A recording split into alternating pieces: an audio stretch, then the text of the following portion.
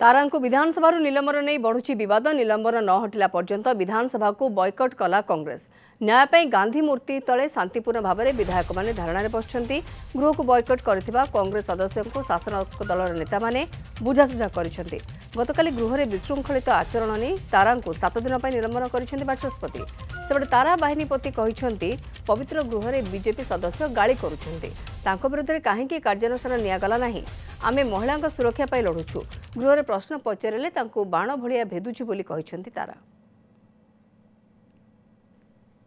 आबे कहलु तमर जो मंत्री माँ माउसी गाली करते विरुद्ध कहीं कार्यानुष्ठान होनी तमर एमएलए कलर धरिकी बारे कहीं कलर धरी है आप शुणुले कहीं गोटे हाउस कमिटी करूना मुख्यमंत्री मुख्यमंत्री कहीं क्षमा प्रार्थना करूना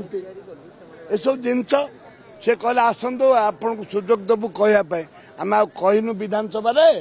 सी आमको सुजोग देवे कहवाई निष्पत्ति आम मीटिंग चलती 80 जन ओडिशार 80-90 जन आमर सीनियर लीडर आसिले बस मीटिंग रे एटा भारी जोरदार आम करूँ किसी डरबुनि आम लोकों लड़ुचु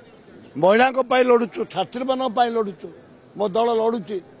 आम मत सस्पेंड कले कौन डर।